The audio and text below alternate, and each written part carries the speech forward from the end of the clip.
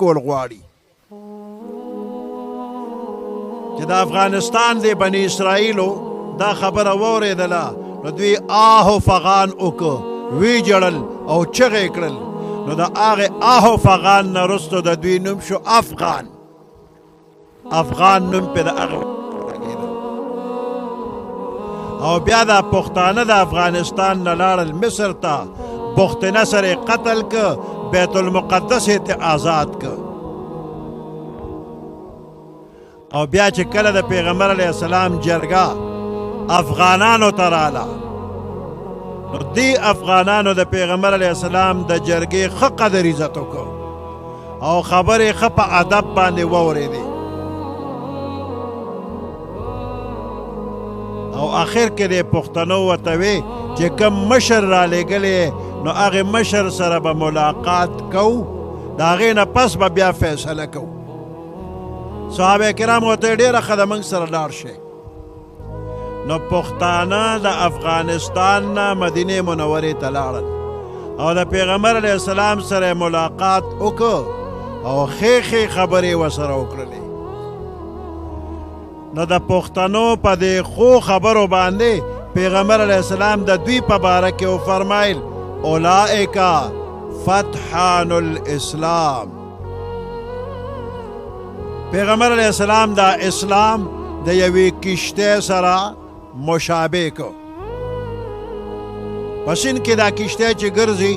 نو څلور چاپېره دیوالونه دي یو وړه کوټګۍ مخکې یو وړه کوټګۍ شاته رسته وي او د اوبو ته لاندې طرف ته چې کومه تخته لګېدلې ده نو دغې لاندینۍ تختې ته عربۍ کې وایي فتحان پیغمبر علیه السلام اسلام د کشتۍ سره مشابه کړ او دا پښتانه د اسلامي کشتۍ هغه لاندې تخته ده پشتي به ورته ووایو یعنې دا پښتانه دومره ښه خلک دي چې دوی د اسلام ملګرتیا کوي نو دوی ته فتحان الاسلام ووایي اوس د مدینې منورې نه چې دا پښتانه واپس راتلل افغانستان ته نو دا فتحان لفظ په لاره اوړېده ترمیم پکې کېده نو چې کله افغانستان ته رالل نو د پښتنو یو بل ته وی پیغمبر علیه السلام خو زموږ په باره کې داسې وفرمایل چې اولئک پختان الاسلام د فتحان په ځای وی پختان الاسلام او بیا پختان دی نون کې آخر کې بېځایه قلقله پښتنو وکړه پښتانه نو وروسته ترې جوړ شو پښتانه نو دا لفظ د پښتون یا د پښتانه دا د فتحان نه جوړ شو بیا چې دا سند او پنجاب طرف ته دا لفظ رسېده نو سند پنجاب کې خلکو وی چې پیغمبر علیه السلام خو د دوی په باره کې وفرمایل چې اولئک پټان الاسلام هغې ته پټان جوړ کړ دا فتحانو بیا دا پښتانه دوه قسمه دي یو پښتو وی او یو پښتو نه وی چې پښتو وی نه هغې ته وی افغان پټان او چې پښتو نه وی نه هغه ته وی راجپوت پټان نو د سند او پنجاب کې چې دا خان لفظ به پورې لګېدلی دی دا هغه راجپوت پټان دی هغوی هم ځان ته پښتانه وی دې نه پس هم صحابه کرام به زموږ د علاقو باندې راتلل د حضرت عثمان رضی الله تعالی عنه په دور کې پښتنو ته هغه صحابه کرام را لیږلي دي او د پېښور چارسده نوخار وغیره دې علاقو ته 35 هجري کې د قرآن آواز را ورسېده عبدالرحمن ابن سمره رضی الله تعالی عنه افغانستان کې کابل ته راغی او په کابل کې جهاد وکړ او د هغې نه پس د پېښور په لار اټکه پورې لاړه صحابه کرام ورسره په اټک کې یو صحابي اسلامي نظام چلولی دی صحابي اټک کې ځان قلا جوړه کړه او د قلا نه د خپلې قبیلې ولیکه د صحابي نوم دی محلب ابن ابو صفرا او العتک د قبیلې نوم دی اوس د اټک خلک په عربۍ ژبه نه وړېده، نو هغوی په خپله تته ژبه کې به وي اتک اتک او څه موده پسې وي اټک اټک. نو دا اټک لفظ د صحابي د قبیلې د نوم نه جوړ شو، العتک نه.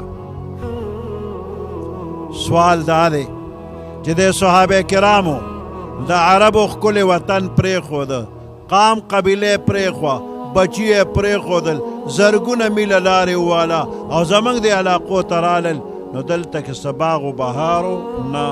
څه کارخانې وې نه. نو دوی دلته څه له راغلي دي؟ صرف دی لا چې پیغمبر علیه السلام ورته حکم کړی دی چې بلغو عني ولو آیه، ورسوئ زما له طرف نه اگر که یو آیات وي.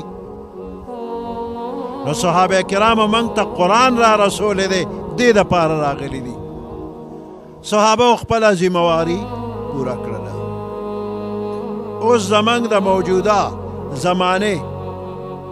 د مسلمانانو دا ذمهواري ده چې کومې علاقې ته او کومې زمانې ته د قرآن آواز نه دی رسېدلی، نو هغه زمانې او هغه علاقې ته به قرآن دا موجوده مسلمانان رسوي. نو دې سلسله کې د زموږ د عالمان دا استادان ځای په ځای دیني مدرسې جوړوي.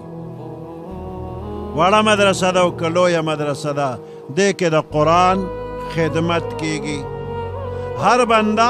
د خپل وس مناسب د قرآن خدمت کوي. څوک د ناظرې خدمت کوي او څوک د حفظ خدمت کوي،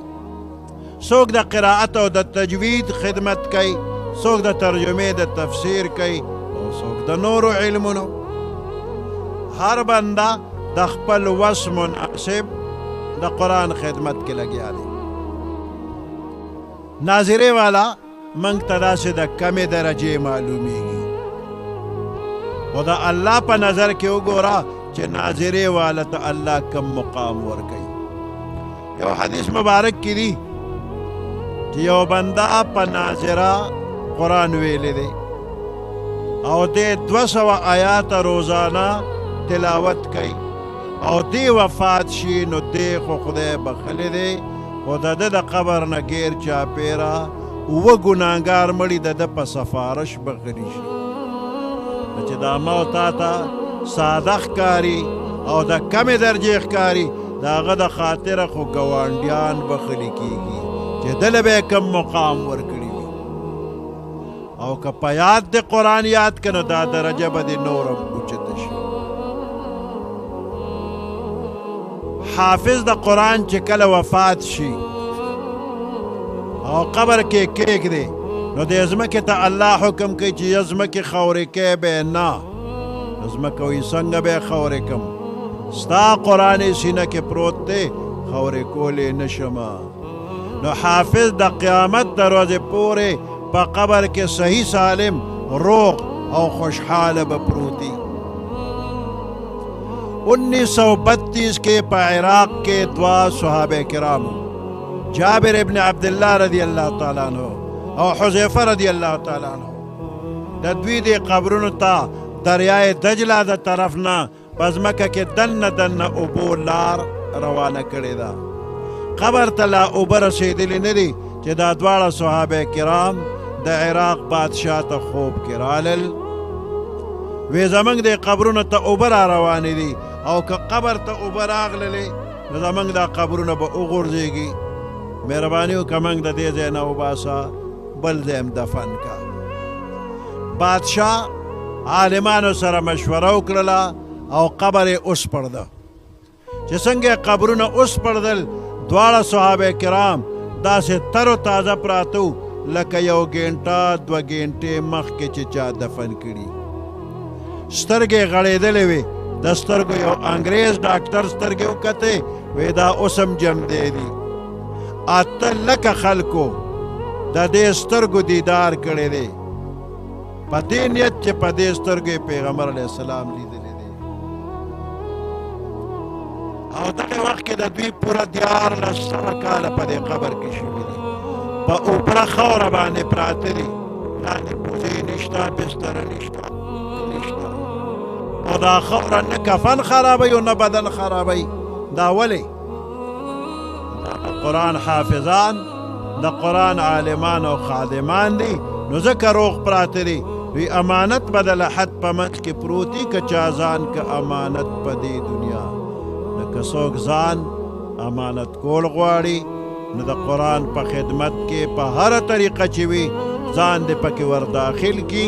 ځان دې شامل کی نو څنګه چې صحابه کرام په قبر کې روغ رمټ دقسې د موجوده زمانې خلک به هم دي او دا دې څوک نه وي چې خو صحابه کرام وو که نه موږ هغوی ته چېرته رسو بېشکه د صحابي ډېر لوی شان دی د ټولې دنیا اولیاء کرام چې راجمع کې یو ادنا صحابي ته رسي نه خو د قرآن شان ځان له ومنه د موجوده زمانې خلک هم لیدلی شوي دي چې روغ پراته دي